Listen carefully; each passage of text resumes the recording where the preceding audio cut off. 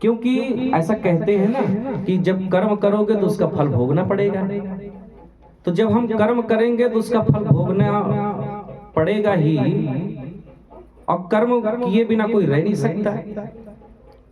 यदि इस जन्म में कर्म का फल भोग नहीं पाए तो अगला जन्म लेना पड़ेगा और किए गए कर्म के फल को भोगना पड़ेगा। यानी कर्म करेंगे तो फल भोगने के लिए बार बार आना पड़ेगा, और जब फल भोगने के लिए आएंगे तो फिर से कर्म करेंगे, क्योंकि कर्म किए बिना कोई रह नहीं सकता। और जब कर्म करेंगे तो फिर फल भोगने के लिए आएंगे। तो ये कड़ी तो कभी टूटने वाली है नहीं, ये श्रृंखला तो बनी रहेगी। तो ऐसा कौन सा उपाय है जिससे जीव का कर्म बंधन टूट जाता है, छूट जाए ये बंधन? ऐसा उपाय बताइए। तो नारद जी ने जब सुना तो पहले तो खूब हंसे, और हंस कर के उत्तर देते हैं, सन्निकर्षो हि मर्त्यानाम अनादरणं कारणम गांगम हित्वा यथान्याम्भस तत्रत्यो यदि शुद्धये। नारद जी ने कहा हंस करके कि इस संसार में यदि नजदीकी हो जाए किसी से तो ये अनादर का कारण हो जाती है। हाँ, कोई कितनी भी मूल्यवान वस्तु हो या कोई बहुत महत्वपूर्ण महापुरुष व्यक्ति क्यों ना हो, यदि वो हमारे नजदीक रहने लगे तो हम उसके महत्व को समझ नहीं पाते। गंगा तट में रहने वाले लोग ही गंगा को छोड़कर के किसी अन्य तीर्थों में जाने का प्रयास करते हैं, और हम लोग कितने धक्के खाते हुए गंगा जी में जाते हैं, क्योंकि वो गंगा के नजदीक रहते हैं तो गंगा को उतना महत्व समझ नहीं पाते। नारद जी ने कहा कि स्वयं परब्रह्म परमात्मा कृष्ण के पिता होकर के भी आप मुझसे पूछ रहे हैं कि कर्म बंधन को समाप्त कैसे करें। जिन कृष्ण के दर्शन मात्र से और उनका स्मरण मात्र से कर्म बंधन छूट जाया करते हैं, आप मुझसे पूछ रहे हैं। लेकिन पूछा ही है तो मैं बतला देता हूं कि जब कोई भी व्यक्ति जन्म लेता है तो 3 प्रकार के ऋण उसके ऊपर लद जाते हैं, देव ऋण, ऋषि ऋण और पितृ ऋण। जिन पूर्वजों पिता आदि के कारण हम इस संसार में हैं, उनका ऋण हमारे ऊपर अनायास ही आ जाता है। इसको कहते हैं पितृ ऋण। जिन ऋषि मुनियों ने तपस्या करके जो ज्ञान प्राप्त किया और ग्रंथों में लिख दिया, और उन ग्रंथों के माध्यम से हम लोगों को लाभ हो रहा है, उन ऋषियों का भी ऋण है, गुरु का भी ऋण है, इसलिए इसको ऋषि ऋण कहते हैं। और एक होता है देव ऋण, देवताओं का भी ऋण हम लोगों के ऊपर है। देखो हम लोग सांस लेते हैं ना, तो वायु देवता का इसमें उपकार है हमारे ऊपर। हम लोग यहाँ बैठे हैं, प्रकाश हो रहा है तो सूर्य देवता का भी उपकार है।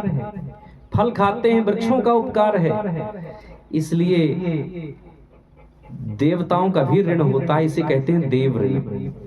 तो पितृ ऋण से मुक्त व्यक्ति तब हो जाता है जब वो माता पिता की सेवा करता है और पितरों के कल्याण के लिए उद्योग करता है। और इन ऋणों से मुक्त तो होना ही पड़ेगा। जो व्यक्ति इस जीवन में इन ऋणों से मुक्त नहीं हो पाया वो मुक्त नहीं हो पाएगा। ये 3 ऋण जिसके ऊपर लदे रहेंगे वो मोक्ष नहीं प्राप्त कर सकता। तो इसलिए कहते हैं कि पितृ ऋण को समाप्त करो। फिर कहते हैं ऋषि ऋण। ऋषि ऋण से मुक्ति तो तब मिलती है जब हम ग्रंथों का अध्ययन करते हैं, स्वाध्याय करते हैं और उस ज्ञान को अपने जीवन में उतारते हैं और ज्ञान को दूसरों तक भी पहुंचाते हैं, तो ऋषि ऋण से मुक्ति मिल जाती है। और तीसरा होता है देव ऋण। देव ऋण से मुक्ति मिलती है जब यज्ञ अनुष्ठान हम लोग करते हैं, हवन करते हैं, तो देव ऋण से मुक्ति मिलती है। नारद जी ने कहा कि वसुदेव जी आपके ऋषि ऋण और पितृ ऋण से तो आप मुक्त हो चुके हैं, लेकिन देव ऋण बकाया है, इसके लिए आपको यज्ञ अनुष्ठान करना चाहिए। ये बात जब जाना उन्होंने तो वसुदेव जी ने यज्ञ का भी आयोजन किया। ये भी कथा यहाँ पर आती है। फिर बंधुओं इसके बाद लिखा है, नंदो गोपाश्च गोप्यश्च गोविंद चरणाम्बुजे मनः क्षिप्तम पुनर्हर्तुम मनीषा मथुराम ययुः।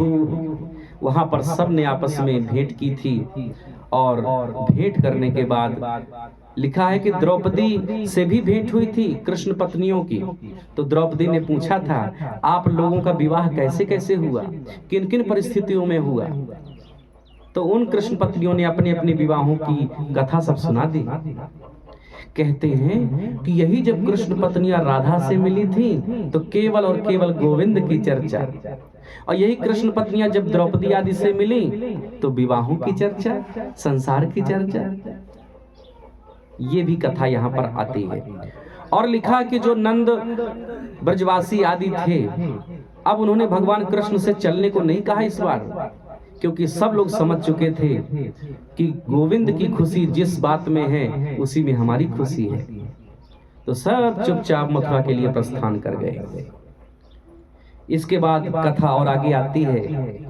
तो कहते हैं कि देवकी माता ने एक बार कृष्ण से कहा कि हमने सुना है कि तुमने गुरु माता के मरे हुए पुत्र को जीवित ला दिया था। कृष्ण ने कहा कि हाँ, हम तो ले आए थे।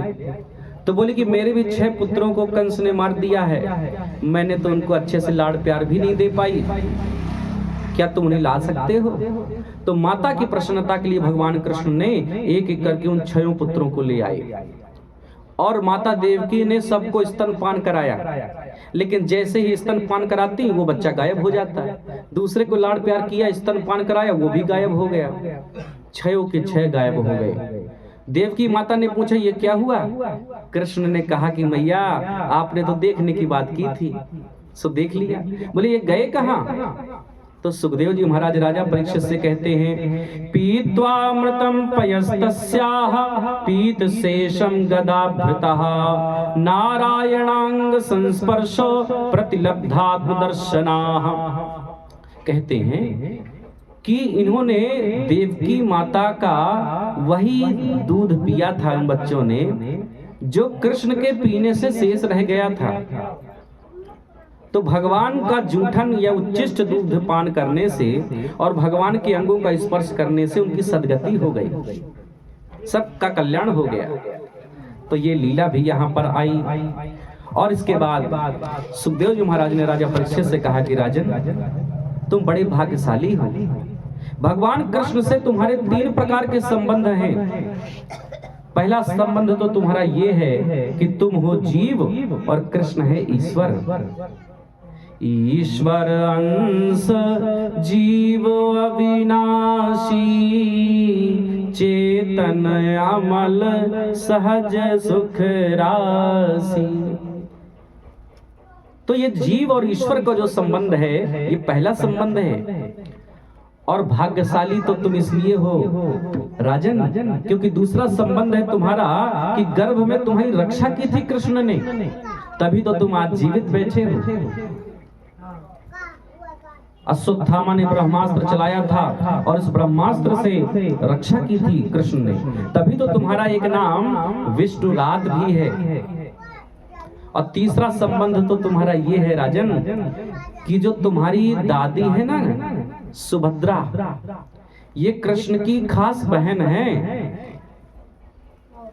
तो 3 संबंध है, तुम बहुत भाग्यशाली हो। राजा परीक्षित ने कहा कि ये विवाह कैसे हुआ हमारी दादी का, कृष्ण की बहन का और हमारे दादा अर्जुन का। तो उस विवाह का वर्णन भी कर दिया सुखदेव जी ने। अर्जुन और सुभद्रा का विवाह हो जाता है। इसके बाद एक और कथा सुनाते हैं सुखदेव जी राजा परीक्षित को। कहते हैं मिथिला में 2 भक्त थे भगवान के। एक तो मिथिला के राजा बहुलास्व जनक और उस मिथिला में ही रहने वाले एक ब्राह्मण थे श्रुतदेव नाम के। दोनों ही परम भक्त थे। तो भगवान एक बार मुनियों के साथ, जिसमें सुखदेव जी भी थे, 10 साधु संतों के साथ पहुंच गए थे मिथिलेश के यहाँ। और जब वहां पहुंचे तो राजा जनक भी आ गए और वो ब्राह्मण भक्त भी आ गए और दोनों ने एक साथ भगवान को निमंत्रण कर दिया कि प्रभु आपके चरण हमारे घर में पड़ जाए। अब देखो वहां समस्या हो गई ना। भगवान ने सोचा कि यदि मैं राजा जनक के यहाँ जाता हूं पहले और तथास्तु तो दोनों को कह दिया हूं, और यदि राजा जनक के यहाँ पहले जाऊंगा तो ब्राह्मण को लगेगा कि भगवान तो रुपये पैसे वालों के यहाँ जाते हैं, राजा महाराजाओं के यहाँ जाते हैं, और मैं गरीब हूं तो मेरे यहाँ नहीं आए। और यदि मैं ब्राह्मण के यहाँ पहले जाऊंगा तो राजा जनक को लगेगा कि भगवान तो केवल ब्राह्मणों को ही मानते हैं और किसी को नहीं मानते। तो इसलिए भगवान ने ऐसी लीला रची कि सब संतों को इशारा किया कि दो दो रूप बना लो। भगवान ने भी दो रूप बना लिए और एक ही समय में, एक ही क्षण में दोनों के यहाँ एक साथ पहुंच गए। तो इस प्रकार भगवान ने अपने समदर्शी होने का प्रमाण दिया कि मैं समदर्शी हूं, सबको समान रूप से देखता हूं। इसके बाद बंधुओं, सुखदेव जी महाराज ने राजा परीक्षित को बताया कि वेदों ने भी भगवान की बड़ी स्तुति की है। इसको वेद स्तुति कहते हैं। और वेद स्तुति के बाद अब राजा परीक्षित एक प्रश्न कर रहे हैं सुखदेव जी से, ध्यान से सुनना। देवासुर मनुष्येषु ये भजन्ते शिवं शिवं प्रायस्ते धनिनो भोजा न तु लक्ष्म्याः पतिं हरिम्। राजा जनक ने सुखदेव जी से कहा, गुरुदेव आपने बहुत सारी कथा प्रसंग मुझे सुनाए, एक मन में प्रश्न है। मैंने प्रायः देखा है कि भगवान शंकर जिनके स्वयं के रहने का ठिकाना नहीं है, उनके भक्तों को मैं देखता हूं तो बड़े वैभवशाली होते हैं, और भगवान शिव की जो भक्ति करने लगते हैं वो शीघ्र ही वैभवशाली ऐश्वर्यशाली हो जाते हैं।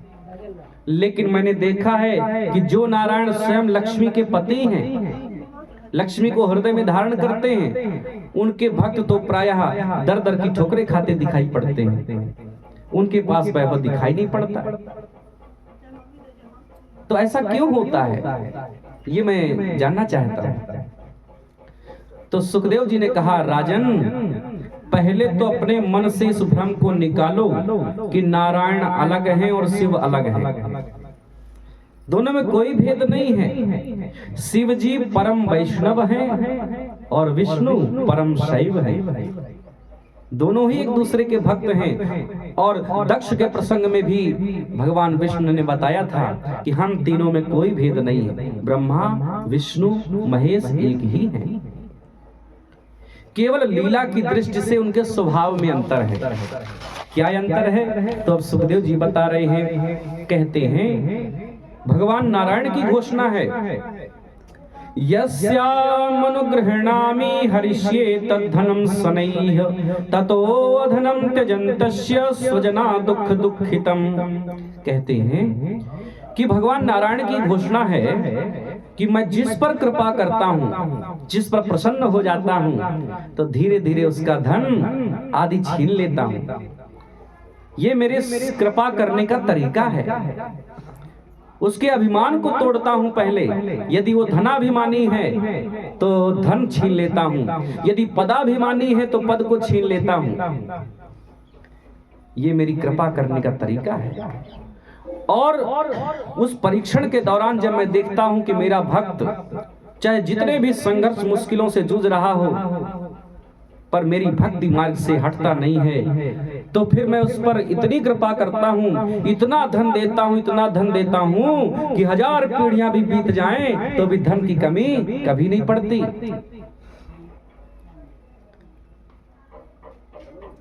ये भगवान नारायण का स्वभाव है। लेकिन शिव जी के लिए लिखा है कि उनका नाम है आशुतोष। आशु शीघ्रम तुष्यति इति आशुतोषः, जो शीघ्र ही प्रसन्न हो जाए। क्षणे रुष्टा क्षणे तुष्टा, रुष्टा तुष्टा क्षणे क्षणे। परम कृपालु हैं और भोलेनाथ हैं। भोले हैं इसलिए उनको लोग भक्ति करते हैं तो वो शीघ्र ही दे डालते हैं। अब देखो भोलेनाथ के लिए तो एक बात मुझे याद आई। एक चोर था, चोरी करके अपना गुजारा किसी तरह से करता था। एक दिन उसके मन में विचार आया कि मैं चोरी करता हूँ, कुछ दिन का जुगाड़ हो जाता है और फिर चोरी करनी पड़ती है, बड़ी परेशानी है, कब तक ऐसे करेंगे हम चोरी। तो उसने सोचा कि एक बार में इतना लंबा हाथ मारने को मिल जाए कि एक साथ ही बहुत दिनों का, साल 2 4 साल 10 साल का जुगाड़ हो जाए। तो इसी जुगाड़ में वो चोर घूम रहा था। एक दिन उसको पता चला कि गांव में जो मंदिर है शंकर जी का, उसके ऊपर जो घंटा लगा हुआ है वो सोने का है। तो उसने मन में सोचा कि सोने का इतना बड़ा घंटा लगा है, 8-10 किलो का तो होगा, अब इतना यदि एक बार में मिल जाए तो बहुत दिनों का जुगाड़ हो जाएगा मेरा। ये उसके मन में बात आई। तो अब उसने चोरी करने के मन में ठान ली और देख रहा था, ताक रहा था किस दिन मौका लग जाए। तो एक दिन मौका लगाते हुए देखा कि गांव वालों को पता नहीं चल रहा है, तो वो चला गया मंदिर में। मंदिर में गया, कोई नहीं था। मंदिर का दरवाजा तोड़ा, ताला तोड़ा, अंदर प्रवेश कर गया और प्रवेश करने के बाद बंधुओं अंदर गया और उस घंटे को तोड़ने का प्रयास करने लगा। और जब घंटे को तोड़ने का प्रयास कर रहा था तो घंटा कुछ ज्यादा ऊंचाई में लगा था, उसका हाथ पहुंच नहीं पा रहा था। आसपास देखा कोई कुर्सी टेबल मिल जाए, कुछ भी नहीं था वहां। तो दिखाई दिया कि अरे शिवलिंग बने हुए हैं, शंकर जी के ऊपर यदि चढ़ जाऊंगा तो पहुंच जाऊंगा घंटे तक। तो शंकर जी के ऊपर ही पैर रख के खड़ा हो गया और घंटे को पकड़ा और उसको तोड़ने का प्रयास करने लगा। इतने में भगवान शिव प्रकट हो गए और भगवान शिव जब प्रकट हो गए तो घबरा गया। और जब घबरा गया भगवान शिव ने प्रसन्न होकर के कहा, बोलो भक्त क्या चाहिए। तो उसने कहा, अरे मुझे क्षमा करिए, मैं भक्त नहीं हूं, मैं तो चोर हूं, मुझे आप दंड देने के लिए आए होंगे, मैं आज से चोरी नहीं करूंगा, मुझे क्षमा कर दीजिए। भोलेनाथ ने कहा कि क्यों झूठ बोल रहे हो, तुम तो मेरे भक्त हो। उसने कहा नहीं नहीं, आपको भूल हो रही है, मैं चोर हूं, मैं चोरी करके अपना गुजारा करता हूं, मैं चोरी करने के लिए आया हूं। भगवान शंकर ने कहा नहीं नहीं, तुम झूठ मत बोलो, तुम मेरे बहुत बड़े भक्त हो, इतना बड़ा भक्त तो मैंने आज तक देखा ही नहीं। बोले ऐसा क्यों कह रहे हैं। तो चोर से कहा भगवान शंकर ने कि आज तक मेरे पास जो लोग भी आते हैं, कोई बेल पत्र चढ़ाता है, कोई फूल चढ़ाता है, कोई कुछ चढ़ाता है, और आज तुम इतने बड़े भक्त मिले कि तुमने अपने आप को ही मेरे ऊपर चढ़ा दिया। तुमसे बड़ा भक्त तो मैंने आज तक देखा नहीं।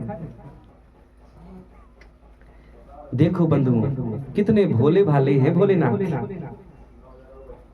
चोरी करने आया, घंटा तोड़ने के लिए ऊपर चढ़ा, भोलेनाथ प्रसन्न हो गए और दर्शन दे दिया।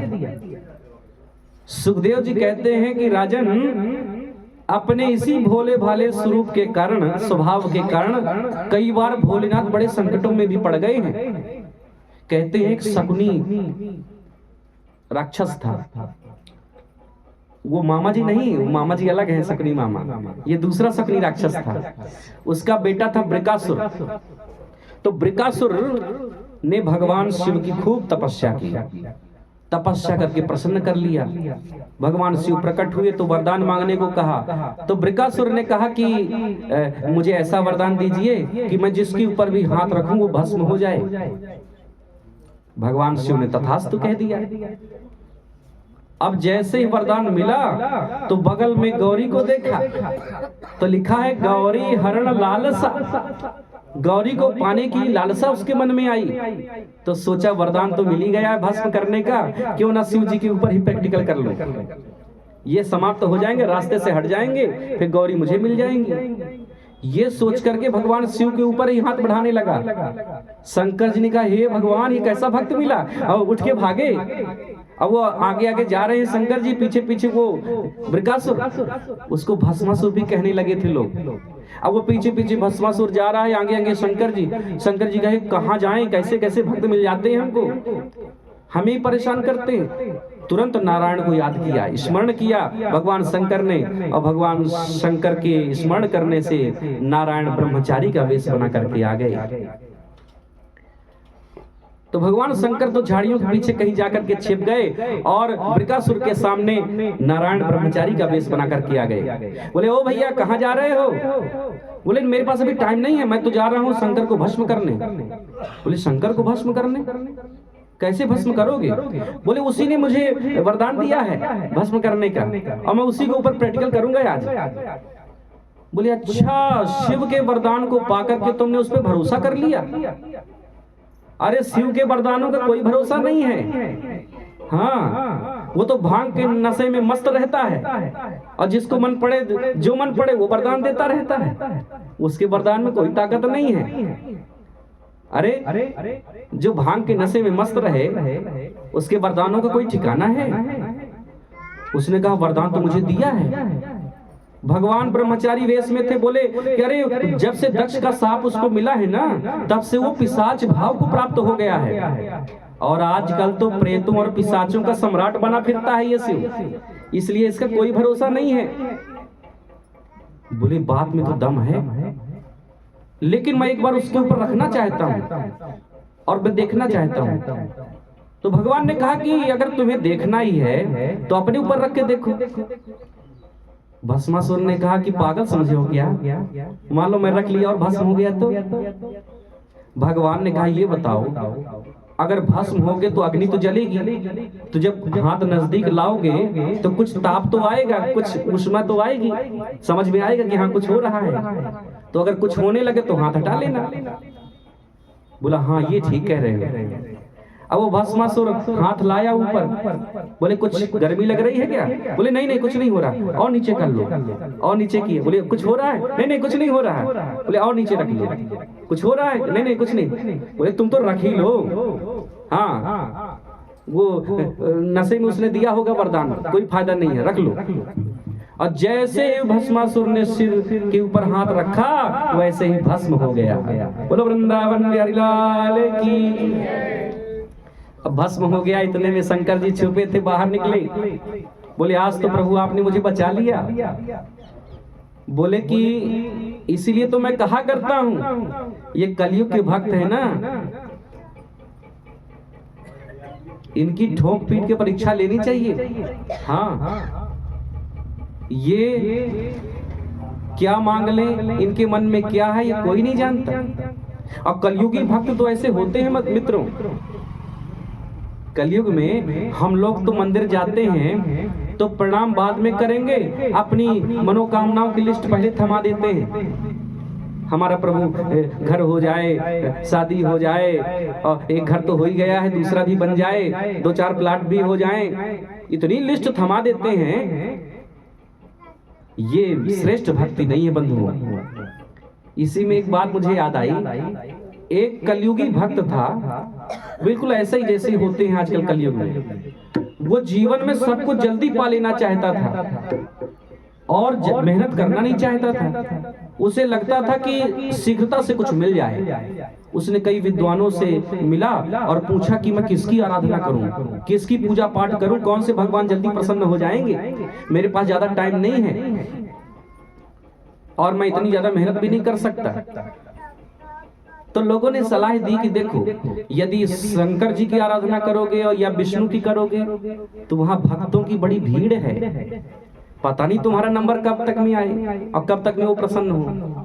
हाँ ब्रह्मा जी की ज्यादा कोई भक्ति नहीं करता है, वो पुष्कर में एक मंदिर है और उसके अलावा तो शायद कहीं नहीं है, यदि होगा तो मुझे मालूम नहीं।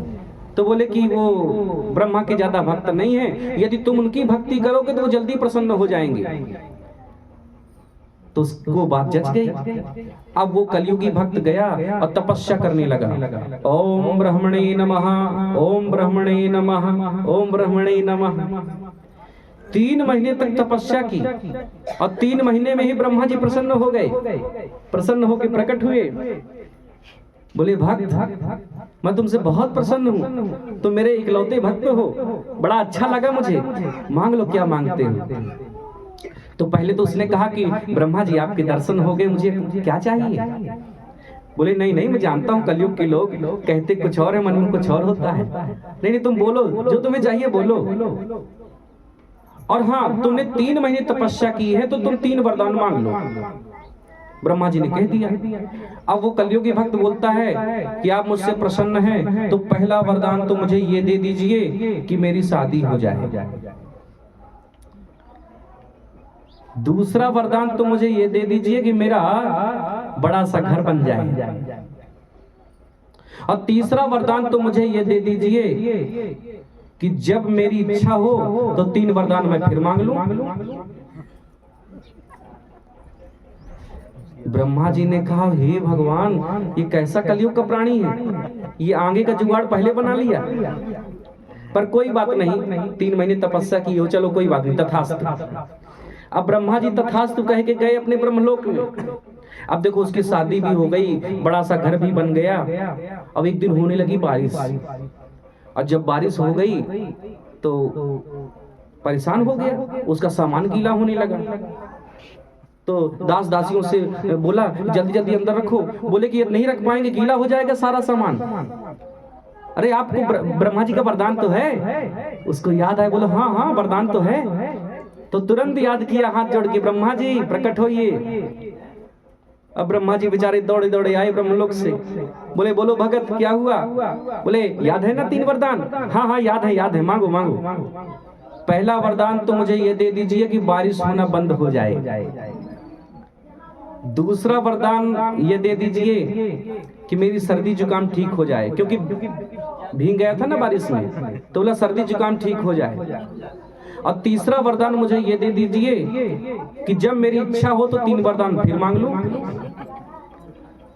ब्रह्मा जी ने कहा, अरे किस भक्त के बाली पड़ गया मैं, ये तो आगे का जुगाड़ पहले बनाता है। बोला ये नहीं चलेगा। ब्रह्मा जी ने कहा ये नहीं चलेगा, बार बार तुम आगे की बात करते हो। उस भक्त ने कहा, ब्रह्मा जी सुन लो, हम ऐसे ही फ्री फोकट में नहीं मांग रहे, 3 महीने तपस्या की है, तुम्हारी गरज है, देना पड़ेगा। हाँ 3 महीने मैंने समय लगा के तपस्या की है। अब ब्रह्मा जी चूंकि वचन दे चुके थे तो बोले कोई बात नहीं, चलो तथास्तु। और इसके बाद ब्रह्मा जी जैसे ब्रह्मलोक के लिए जाने लगे और जैसे मुड़े वैसे फिर याद कर लिया, ब्रह्मदेव। बोले क्या है भगत, अब क्यों याद किया? अभी अभी तो याद किया था। बोले वो मेरा सारा सामान बाहर रखा है, पहला वरदान ये दे दीजिए कि वो सारा सामान एक साथ अंदर आ जाए। दूसरा वरदान ये दे दीजिए कि मेरे घर में कभी भी कोई रोगी ना हो। और तीसरा वरदान ये दे दीजिए कि जब मेरी इच्छा हो तो 3 वरदान फिर मांग लूं। और उसने इतनी बार दौड़ाया ब्रह्मा जी को, ब्रह्मा जी तो एकदम पस्त हो गए।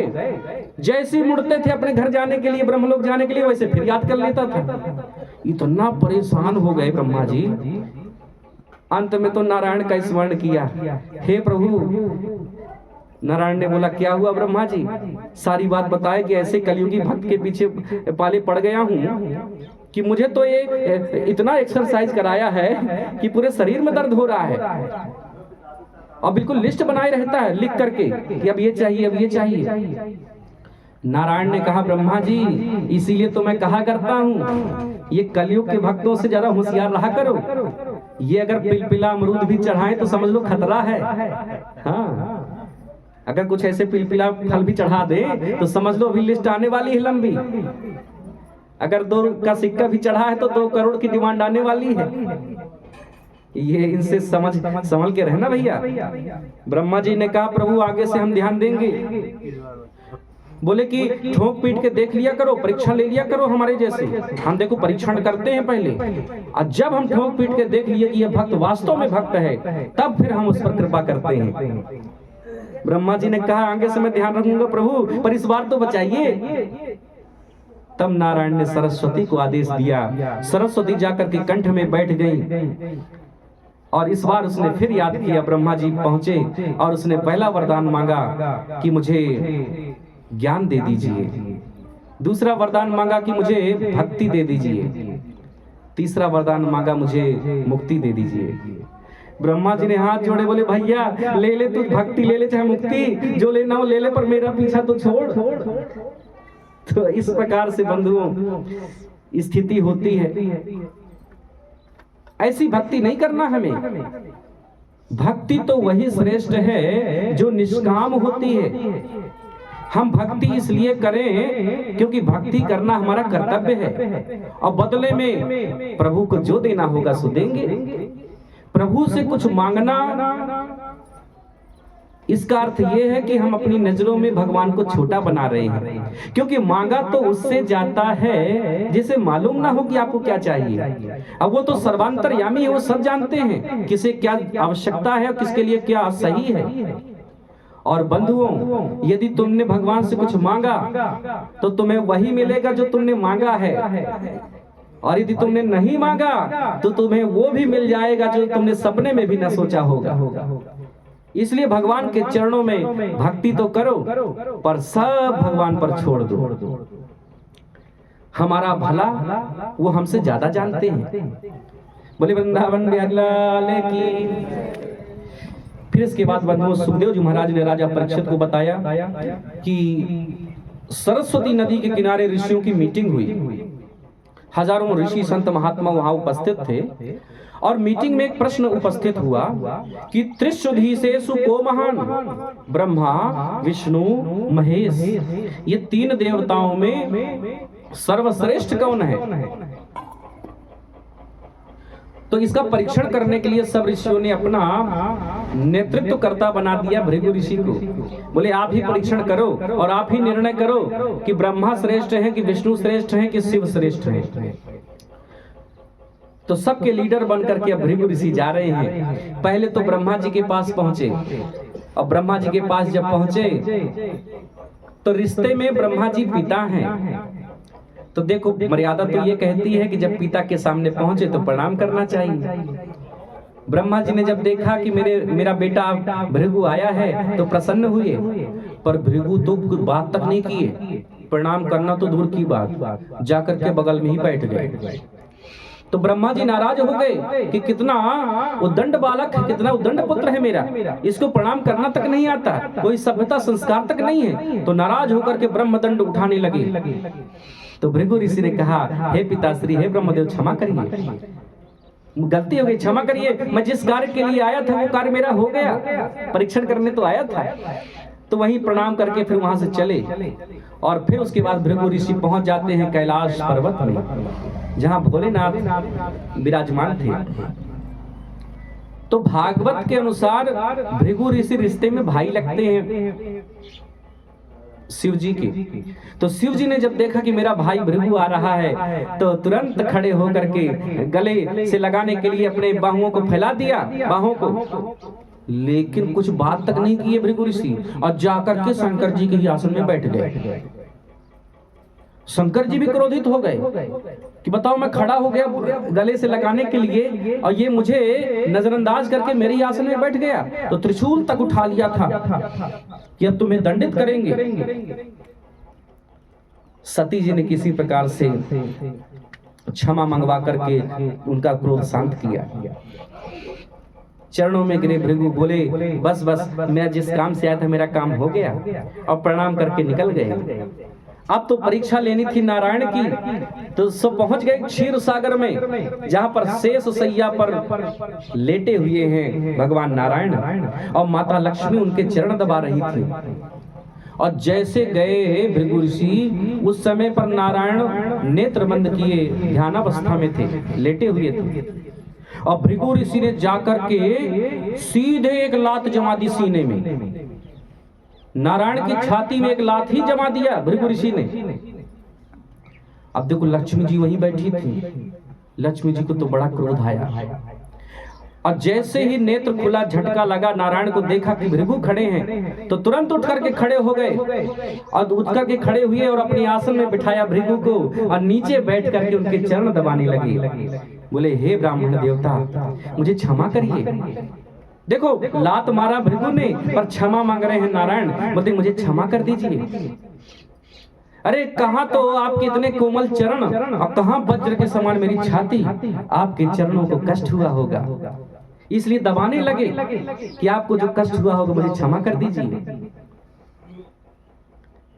अब देखो बंधु, नारायण ने तो बड़ी विनम्रता दिखाई, लेकिन लक्ष्मी जी को कहते हैं बड़ा क्रोध आया था। अरे पत्नी के सामने पति को लात मार दिया, इसीलिए ब्राह्मणों से रुष्ट हो गई थी लक्ष्मी। और कहती हैं पिता को खारो जिनकियो अपति को मार्यो लात, उनकी चर्चा ना करो भले है मांगत खात। लक्ष्मी तभी से ब्राह्मणों से रुष्ट हो गई थी कि मेरे पिता समुद्र को खारा बना दिया और मेरे पति के ऊपर मेरे सामने लात मार दिया, इन ब्राह्मणों के घर तो मैं नहीं जाऊंगी, भले है मांगत खात। तो ऐसी भी कथा आती है।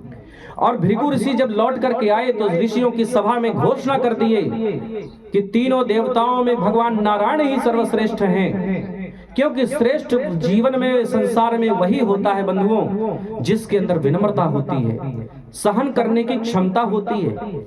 जो व्यक्ति तत्काल क्रोध में आ जाता है, परिस्थितियों को समझे बिना तुरंत ही क्रोधित हो जाता है, वो व्यक्ति कभी श्रेष्ठ नहीं माना जाता और वो कभी श्रेष्ठ हो भी नहीं पाता, क्योंकि जब क्रोध आता है तो व्यक्ति सही और गलत का निर्णय कर नहीं पाता, बाद में पश्चाताप करता रहता है।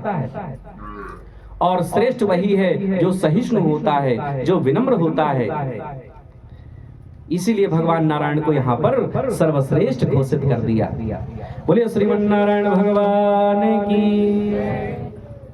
इसके बाद बंधुओं कथा आगे आई, तो आगे की कथा में बतलाते हैं कि अर्जुन का जो अहंकार था कि मैं बहुत बड़ा धनुर्विद्या का योद्धा हूँ, तो भगवान ने एक लीला करके एक ब्राह्मण के बालकों की मृत्यु के माध्यम से अर्जुन के अहंकार को भी नष्ट किया था। और इसके बाद बंधुओं कथा के प्रसंग आगे बढ़ते हैं तो 10वें स्कंद का अंतिम अध्याय आता है। यहाँ पर भगवान के लीला विहार का वर्णन किया गया और यदुवंशियों की संख्या कितनी थी इसके विषय में कहते हैं सुखदेव जी कि उनकी संख्या करना तो बहुत कठिन है। यदुवंशी कितने थे? मैंने तो केवल यदुवंशी बालकों को पढ़ाने के लिए जो शिक्षक थे उनकी गिनती की है। कहते हैं जो यदुवंशी बालकों को शिक्षा देने के लिए आचार्य नियुक्त थे उनकी संख्या थी 3,88,00,000। इतने शिक्षक थे। अब अगर एक शिक्षक में 10 बच्चे भी रहे होंगे तो लगा लो कितनी संख्या अधिक हो गई रही होगी। और इसी के साथ 10वां स्कंद संपन्न होता है, कथा 11 स्कंद में प्रवेश करती है। तो भगवान श्री कृष्ण समय समय पर अपने बच्चों को शिक्षा देते रहते थे और शिक्षा देते हुए सदैव कहते थे रूप यौवन संपत्ति प्रभुत्तम अविवेकता एकैकमपि नर्थायो किमु यत्र चतुष्टयम्। बच्चों, मनुष्य को बिगड़ने के 4 साधन होते हैं। कौन कौन से?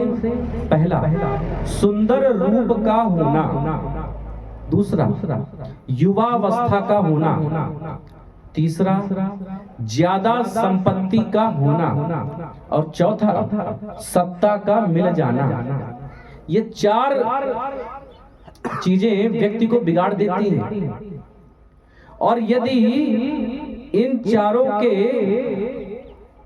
होते हुए इन चारों में से यदि एक भी वस्तु आपके पास यदि आ गई है और साथ में विवेक नहीं है तो व्यक्ति अनर्थ किए बिना नहीं रहता। इसलिए बच्चों सदैव बुद्धि विवेक का प्रयोग करना, गुरुओं का आशीर्वाद लेना, साधु संतों का सम्मान करना, उनका कभी मजाक मत उड़ाना। बहुत अच्छा उपदेश भगवान कृष्ण दे रहे थे, लेकिन उन बच्चों को समझ में नहीं आया। वो सब नीचे सिर झुका एक दूसरे की तरफ देखे, मुस्कुराते हुए बोले आजकल पिताजी को तो कोई काम है नहीं। हाँ, जो मन पड़ता है जब देखो ब्राह्मणों की संतों की प्रशंसा।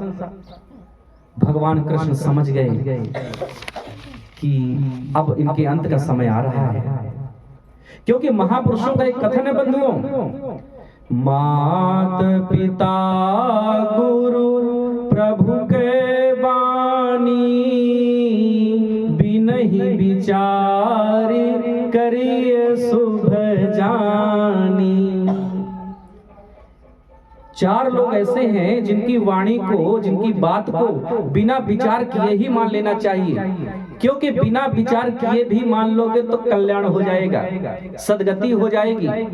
माता, पिता, गुरु और प्रभु हरि, इन चार की वाणी को तो बिना विचार के ही मान लेना चाहिए, क्योंकि उसकी अंतिम परिणति कल्याण ही होगी। लेकिन लिखा ये भी है कि जाको प्रभु दारुण दुख देहि, ताकि मति पहले हर लेहि। जिसके जीवन में दुख आने वाला होता है बंधुओं, वो तो फिर गलतियां कर ही देता है, उससे भूल तो हो ही जाती है, उसकी बुद्धि तो पहले ही नष्ट हो जाती है। तो कहते हैं कि द्वारिका के पास ही एक पिंडारक क्षेत्र था, उसमें चातुर्मास बिताने के लिए कई ऋषि मुनि पहुंचे, जिसमें भृगु, अंगिरा, कश्यप, वामदेव, अत्रि, वशिष्ठ, नारद, दुर्वासा आदि ऋषि थे।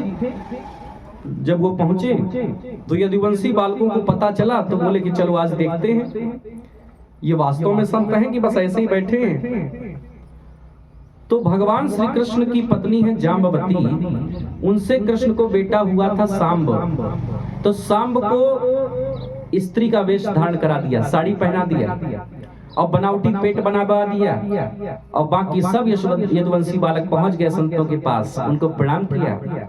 बोले महाराज आपसे कुछ पूछना है। बोले पूछो बेटा।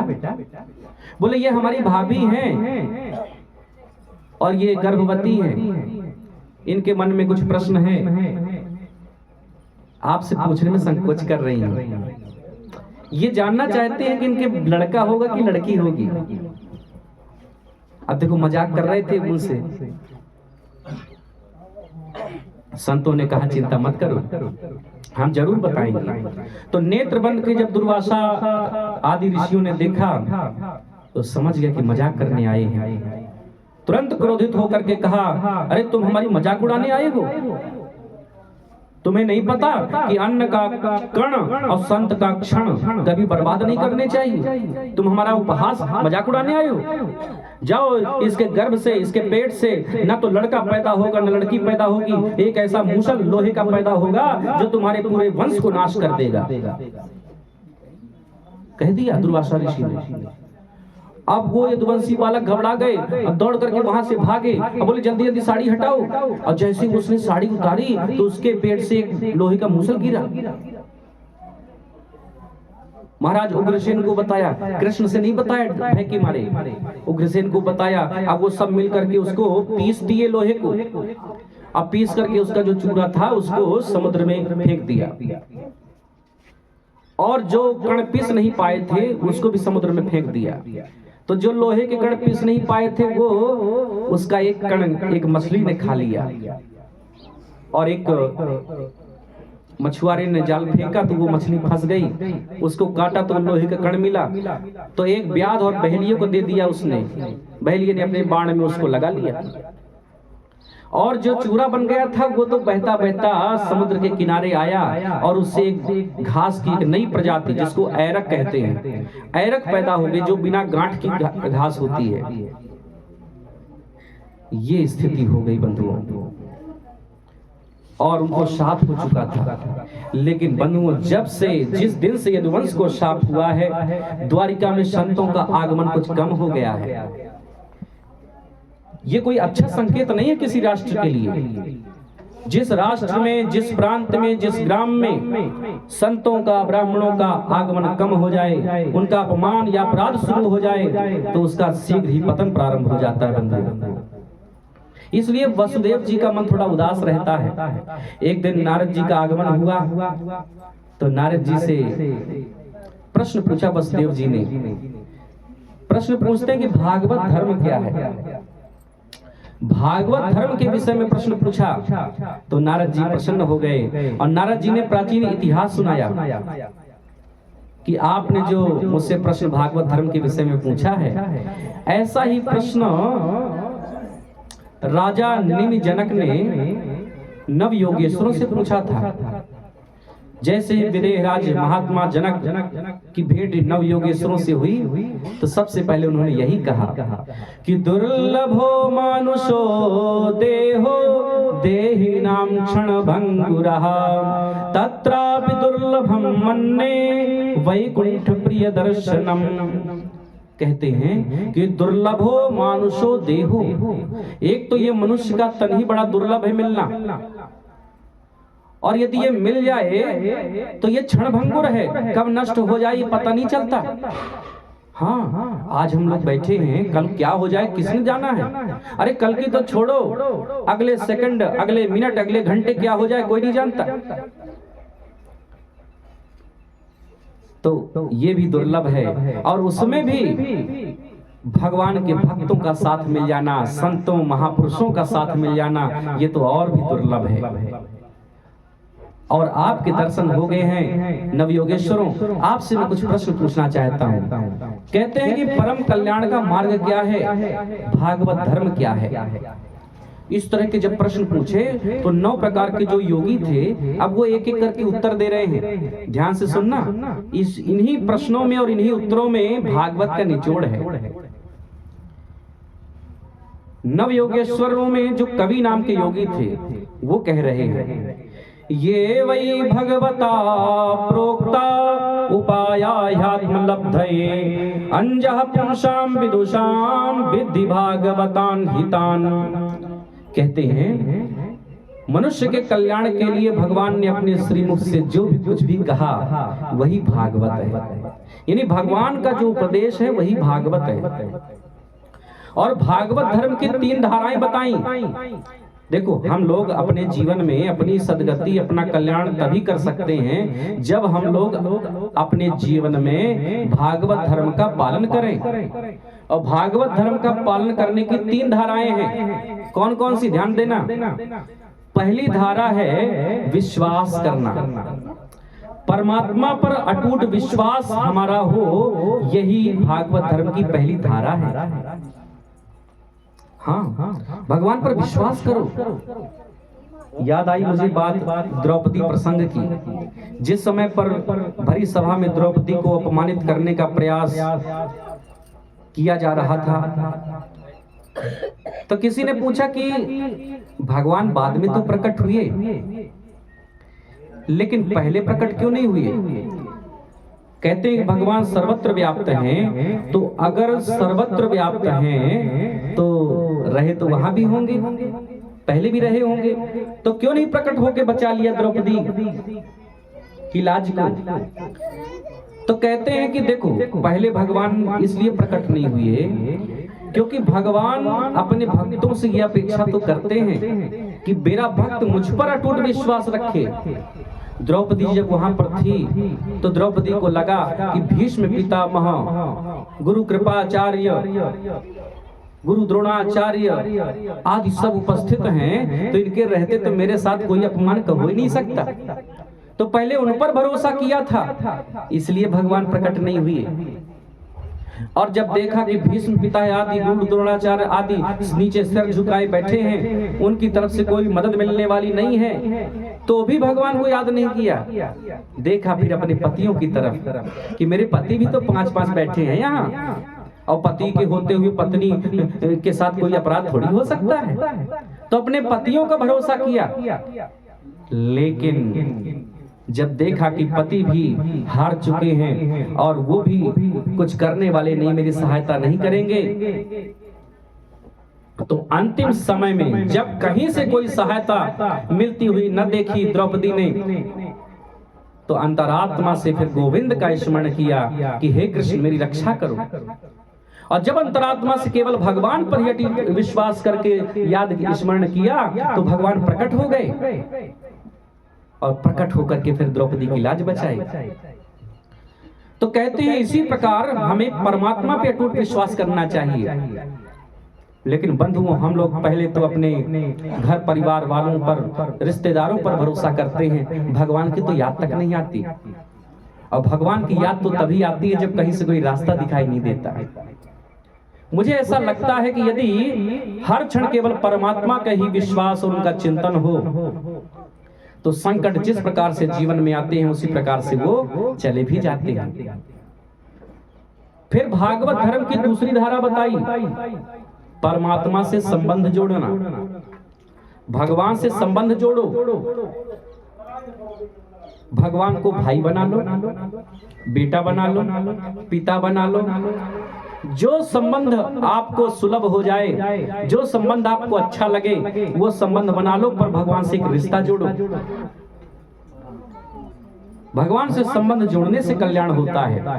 और तीसरा जो भागवत धर्म का अंग है वो है समर्पण करना। अपने आप को भगवान के चरणों में समर्पित कर दो, अपने कर्मों को भी भगवान के प्रति समर्पित करो। कायेन वाचा मनसेन्द्रियैर्वा बुद्ध्यात्मना वानुप्रकृति स्वभावात् करोमि यद्यत् सकलं परस्मै नारायणायेति समर्पयामि। यानी अपनी मन से, वाणी से, कर्म से जो भी कर्म बन जाए उसे भगवान के प्रति अर्पित कर दो। ऐसा समर्पण हो। तन मन धन और जीवन सब कुछ है तेरा, स्वामी सब कुछ है तेरा,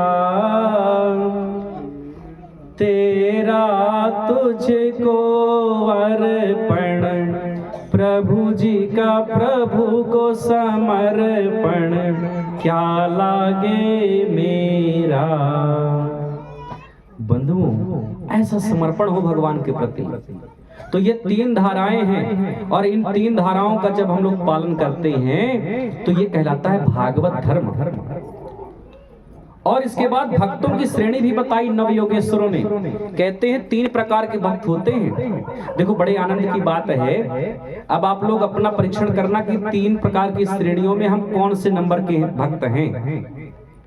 तो एक होती है प्रथम श्रेणी या फर्स्ट क्लास की श्रेणी, एक होती है मध्यम श्रेणी के भक्त, और तीसरे होते हैं,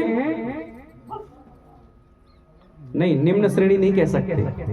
अरे भगवान की जो भक्ति करेगा वो निम्न कैसे होगा? उसको कहते हैं शुरुआती दौर का भक्त या प्राकृत भक्त या प्राइमरी लेवल का भक्त। तो बताओ पहले किसके बारे में जानना है, प्रथम श्रेणी वाले को या छोटी वाली श्रेणी का? देखो, पहले उत्तम श्रेणी बता देते हैं और परीक्षण करना कि आज की डेट में हम कौन सी श्रेणी में हैं, प्रथम में है, मध्यम में है या प्रारंभिक श्रेणी में है, या श्रेणी से बाहर है। ध्यान रखना। देखो, पहला कहते हैं जो प्रथम श्रेणी के भक्त हैं वो कैसे होते हैं? सर्वभूतेषु यः पश्येत् भगवद् भावमात्मनः भूतानि भगवत्यात्मन्येष भागवतोत्तमः। कहते हैं भगवान का ऐसा भक्त जो सब में परमात्मा का दर्शन करता है, प्राणी मात्र में भगवान को देखता है, चाहे वो पशु हो, पक्षी हो, मनुष्य हो, कोई भी हो, जिसको सर्वत्र परमात्मा दिखाई देते हैं वही सर्वोत्कृष्ट प्रथम श्रेणी का भक्त है। उदाहरण के लिए एक संत नामदेव जी थे। तो नामदेव जी भगवान की प्रथम श्रेणी के ही भक्त थे। एक बार वो भोजन बना रहे थे, तो भोजन बनाते हुए रोटियां जब बेल के सेक करके रखते जा रहे थे, स्वयं ही भोजन बनाते थे वो, इतने में कुत्ता आया और कुत्ता आकर के वो रोटी मुख में दबाया और भागा वहां से। और जैसे भागा, नामदेव जी ने देखा तो तुरंत उसके पीछे भागे, घी का कटोरा लेकर के बोले, प्रभु नारायण रुक जाइए, मुझे क्षमा करिए, क्षमा करिए, मैं तो आज आपकी रोटी में घी नहीं लगा पाया। लोगों ने कहा रोटी ले तो गए, बोले आज मेरे प्रभु बिना घी की रोटी खाएंगे, मुझे अच्छा नहीं लगेगा। देखो, उस कुत्ते में भी नारायण के दर्शन किए रामदेव जी ने, इसीलिए वो इतने सर्वोत्कृष्ट भक्त हो गए। तो बात समझ में आई? सबसे श्रेष्ठ भक्त वही है जो प्राणी मात्र में परमात्मा को देखता है, चाहे गाय हो। अब देखो, एक बात और है, हम उच्च श्रेणी में पहुंचे हैं कि नहीं, इसका परीक्षण इससे भी हो जाता है कि जैसे आज की डेट में यदि गौ माता आ जाए तो हम लोग बहुत प्रणाम करते हैं, आशीर्वाद लेते हैं, लेना भी चाहिए, सेवा भी करनी चाहिए। लेकिन अभी सुअर दिख जाए तो मार के भगाएंगे।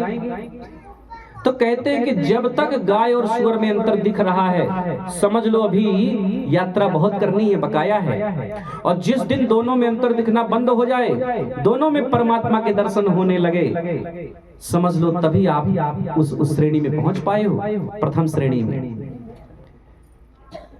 इसीलिए तो तुलसीदास जी ने भी तो कहा है कि सिया राम मैं सब जग जानी, करहूं प्रणाम जोरी जुग पानी। कहते मुझे हर जगह सीताराम ही दिखाई देते हैं। उमा जे राम चरण रत विगत काम मद क्रोध, निज प्रभु मई देखहि जगत के हिसन करहि विरोध। हम किससे विरोध करें, सर्वत्र तो वही परमात्मा है। तो ये प्रथम श्रेणी हो गई। अब आइए मध्यम श्रेणी को सुनिए। मध्यम श्रेणी का भक्त कौन होता है? ईश्वर तदधीनेषु बालिसेषु सुसुचौ, प्रेम मैत्री कृपोपेक्षा यह करोति स मध्यमः। मध्यम श्रेणी का भक्त वो होता है जो भगवान से प्रेम तो करता है, भगवान के भक्तों से मित्रता भी रखता है, दुखी दीन पर कृपा भी करता है, लेकिन भगवान से जो द्वेष करने वाले लोग हैं उनकी वो उपेक्षा कर देता है, उनसे वो विद्रोह करने लगता है। तो इसलिए वो मध्यम हो जाता है।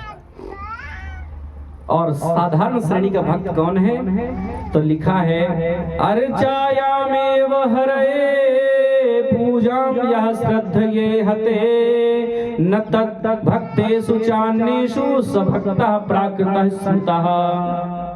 ऐसा भक्त जो मंदिर जाता है तो मूर्ति में तो भगवान को देखता है, और मूर्ति मंदिर आदि की बड़ी श्रद्धा से पूजा भी करता है, परिक्रमा भी बड़ी श्रद्धा से लगाता है, लेकिन जब मंदिर से बाहर आया तो भगवान तो नजर नहीं आते। हाँ, जब भगवान को सामने देखा, मूर्ति देखी तो प्रणाम किया, और जब कथा सुनने बैठे तो इधर उधर मुंह किया, आपस में बातें किया। वो ये भूल जाता है कि ये उन्हीं भगवान की कथा है जिन भगवान से हम रोज प्रार्थना करते हैं और उनकी भक्ति करते हैं। और न वो भक्तों से मतलब रखता, न द्वेषी लोगों से मतलब रखता, न माधव की लेनी न उद्धव की देनी, कोई मतलब नहीं किसी से उसको। केवल वो मूर्ति में भगवान को देखता है, इसलिए वो साधारण श्रेणी का भक्त है या प्रारंभिक श्रेणी का भक्त है। अब अपना अपना अनुमान लगा लेना। बोलो वृंदावन बिहारी लाल की। इसके बाद राजा निमि ने नवयोगेश्वरों से माया के स्वरूप का वर्णन पूछा कि माया क्या है। तो माया के विषय में बताया। फिर बोले माया से पार होने का क्या उपाय है। तो कहते हैं किसी विद्वान ब्राह्मण को अपना गुरु बनाओ और उनके चरणों में बैठ करके ग्रंथों के तत्व को समझने की चेष्टा करो कि हमारे वेदों में लिखा क्या है, उनका सार क्या है, और उनकी सेवा करो। तो धीरे धीरे तुम माया से पार होने लगोगे। और माया को समाप्त करने का या माया से पार होने का तो सर्वोत्तम उपाय ये है कि गोविंद का स्मरण करो, स्वयं भी स्मरण करो और एक दूसरे को भगवान का स्मरण भी कराओ। तो इस प्रकार से प्रेम भक्ति का उदय हो जाता है। और जब प्रेम भक्ति का उदय किसी भक्त के हृदय में हो जाता है तो ऐसा भक्त माया को तो अनायास ही पार कर लेता है। फिर इसके बाद राजा निमि ने कर्म योग के विषय में पूछा। तो आविर्होत्र नाम के योगी ने बताया कि कर्म 3 प्रकार का होता है। वेद के अनुसार जब हम कोई कार्य करते हैं तो वो कर्म कहलाता है, वेद के अनुसार जो नहीं होता वो अकर्म कहलाता है, और वेद के विपरीत जब हम कोई आचरण करते हैं तो वह विकर्म कहलाता है। इस प्रकार से कर्म की व्याख्या की और बताया कि परोक्ष वादो वेदोयम बाला नामनुशासनम, हमारा जो वेद है वो परोक्षवादी है, उसके भाव को तो गुरुदेव के चरणों में बैठ कर के ही समझा जा सकता है।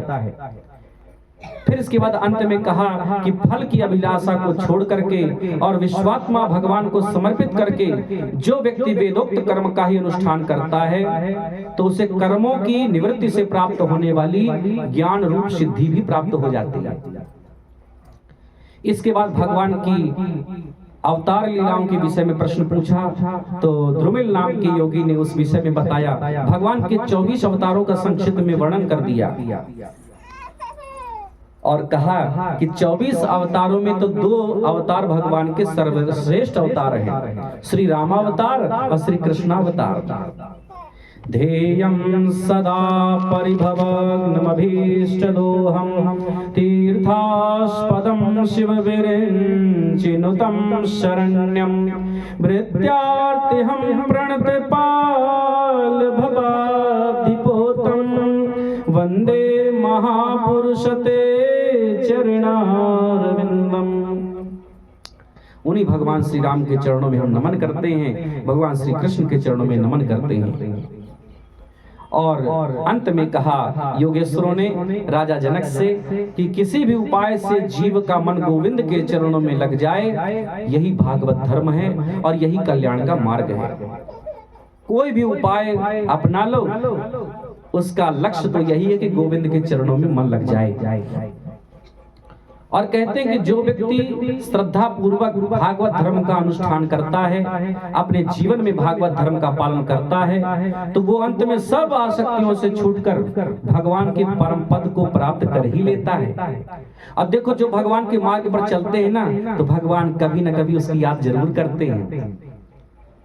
याद आएगी उनको कभी ना कभी, कृष्ण दर्शन तो देंगे कभी ना कभी, ऐसा विश्वास खुद को दिलाते चलो, कृष्ण गोविंद गोपाल गाते चलो। निश्चित। और शरण गए मरण कभी होता नहीं। भगवान की शरण में तो जाओ, भगवान भक्तों की जिम्मेदारी स्वयं ले लेते हैं।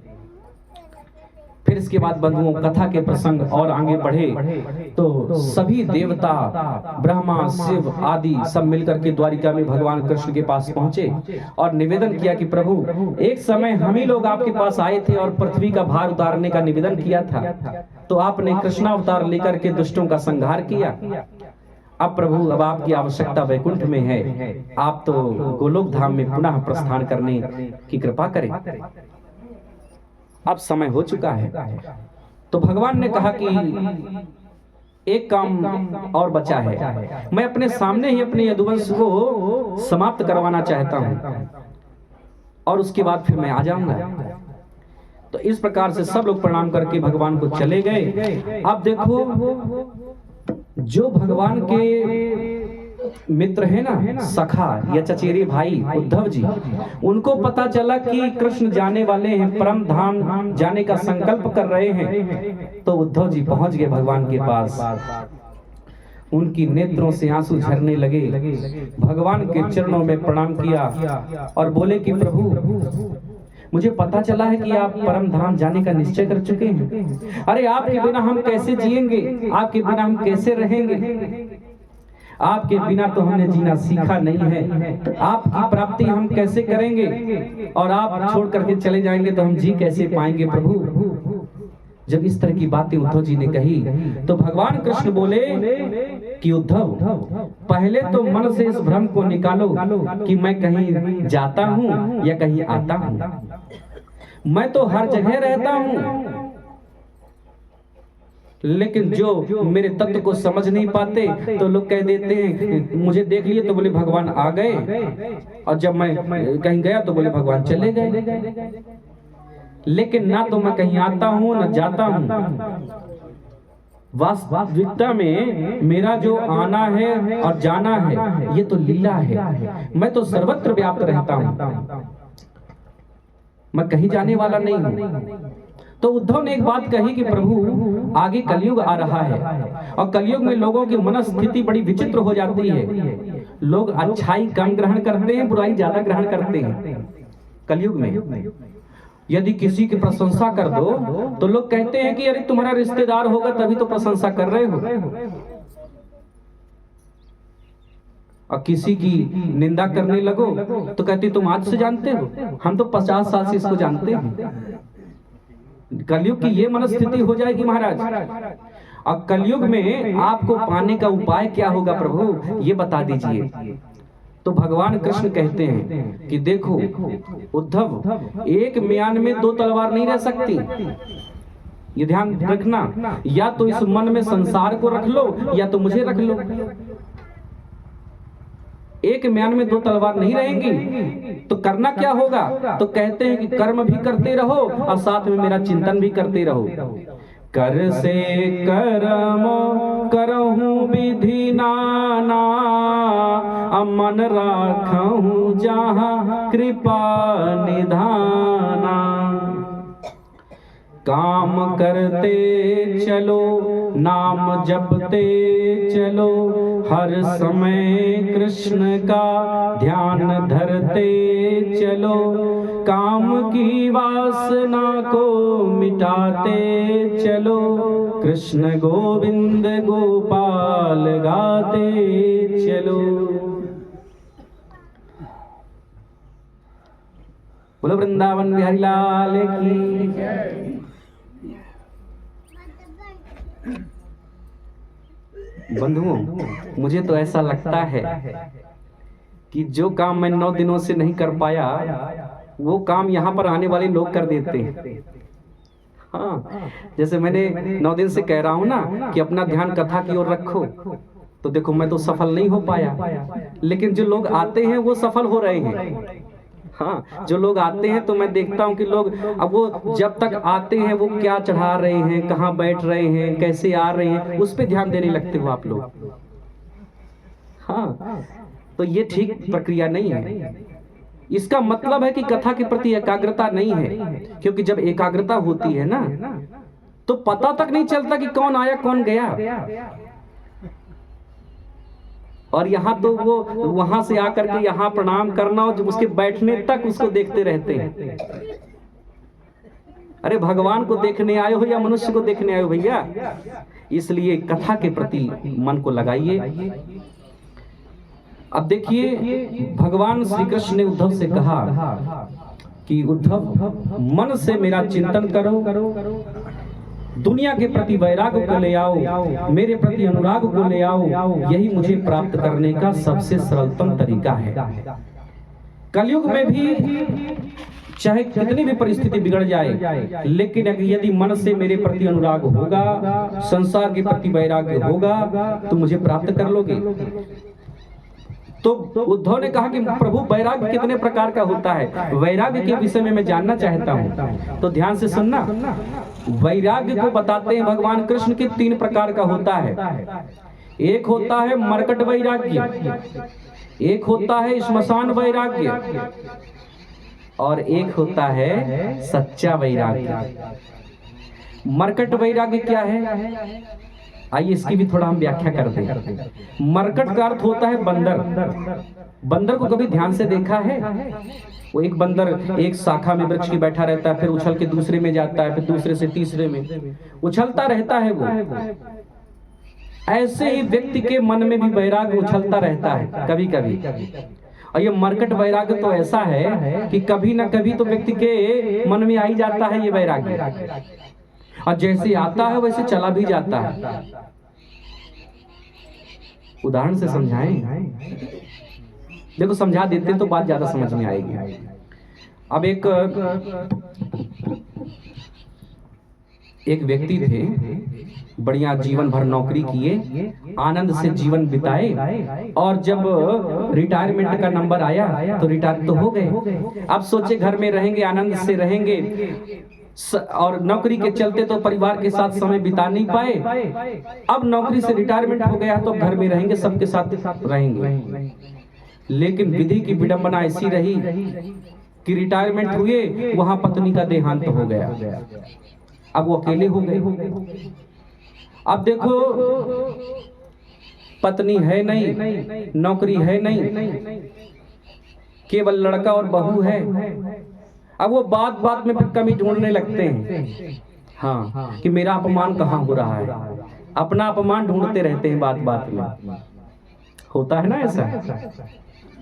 अब वो देखो बहू ने किसी दिन चाय दी, बोले बहू बहुत दिन हो गया, बहुत दिन से सहते हो गए, आज अब सहन नहीं होता है, आज तो मैं बोल के रहूंगा। बहू ने कहा पापा जी क्या हुआ? बोले देखो मैं रोज रोज देखता हूँ तुम लोग मेरे अच्छे से सेवा नहीं करते और मेरा ध्यान नहीं देते तुम लोग।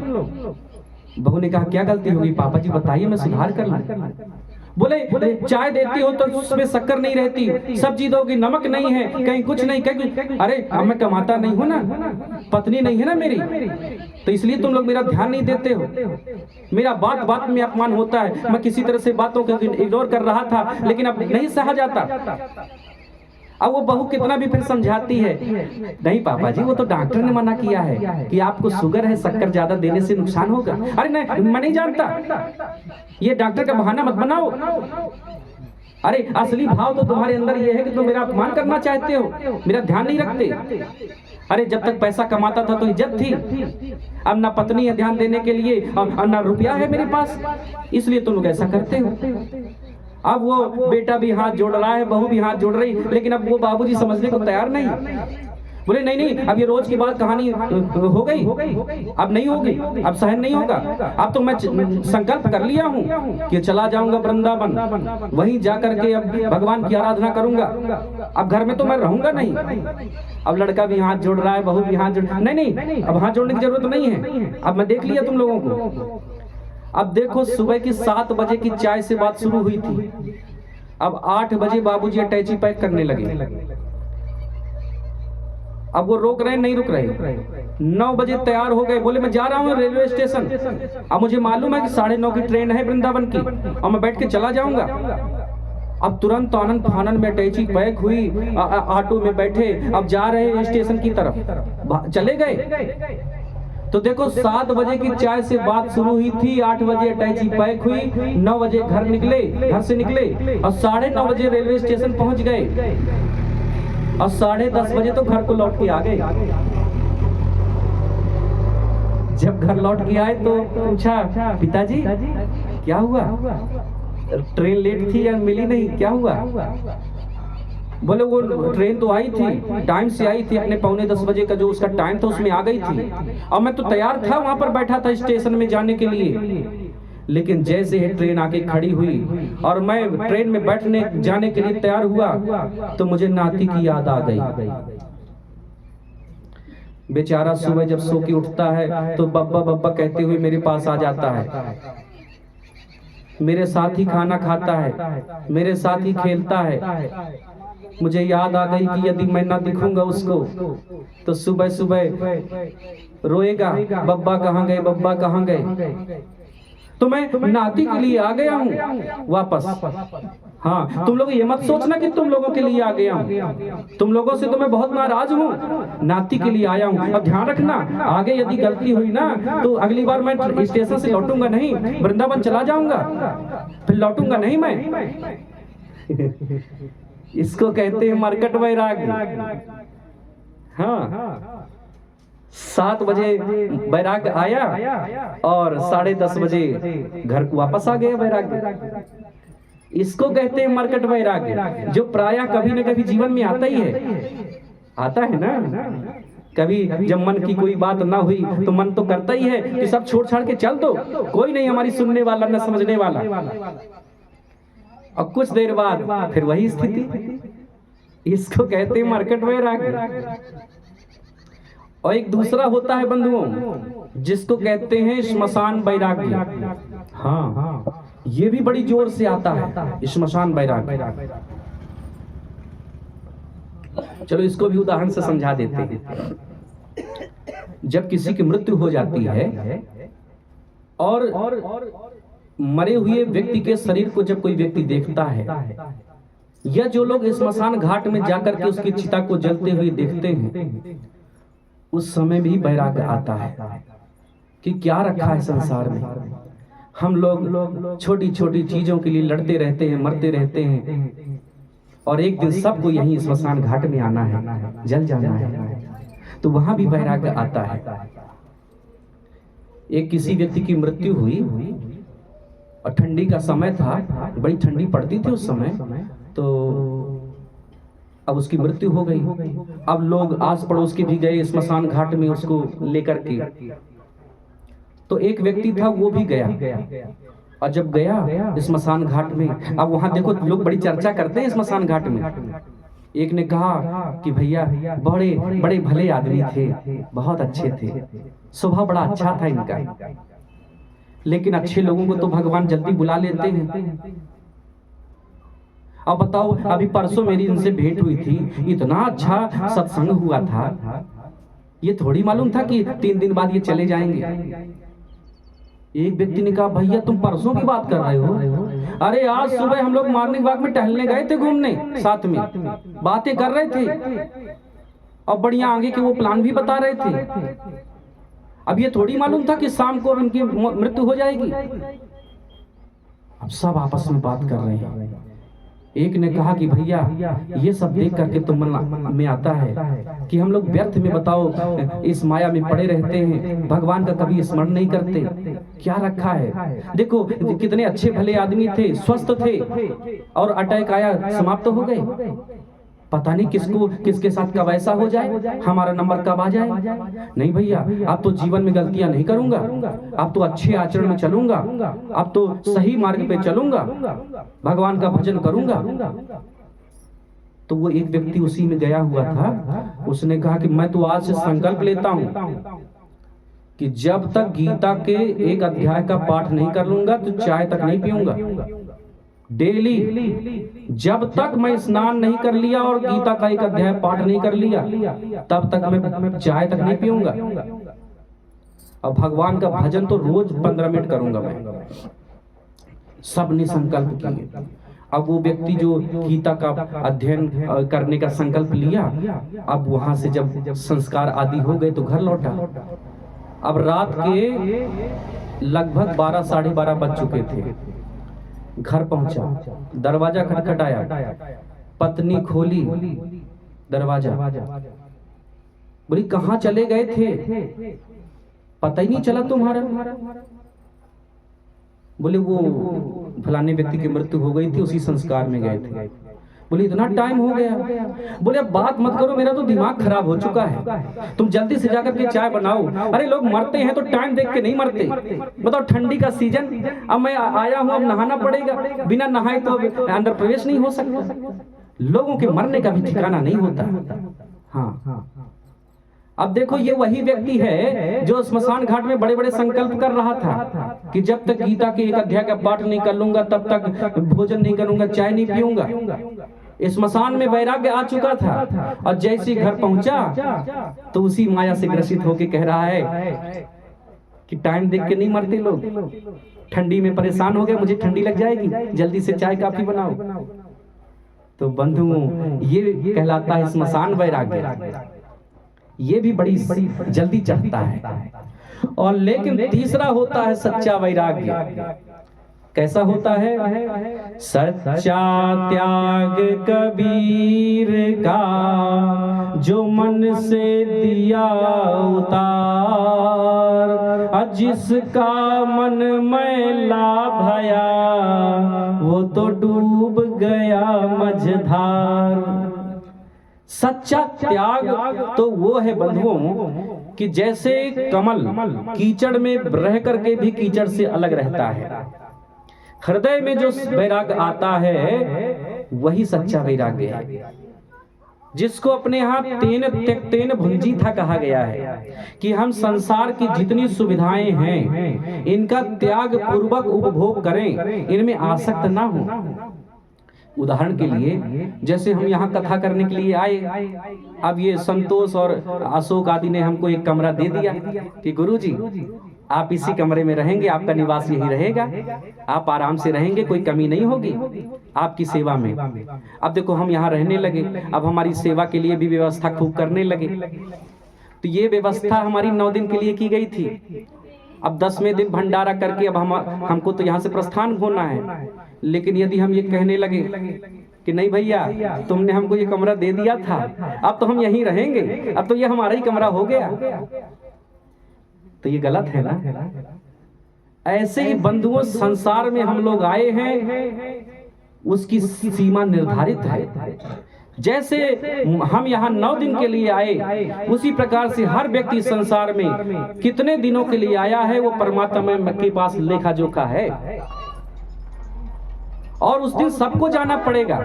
इसलिए जिस प्रकार से हम 9 दिन यहाँ रह करके यहाँ की सुविधाओं का उपभोग करें, लेकिन 9 दिन के बाद जब कार्यक्रम संपन्न हो जाए तो हमारा यहाँ से कोई मोह नहीं होना चाहिए, हम इसको छोड़ करके किसी अन्यत्र स्थान को चले जाएं। इसी प्रकार से जब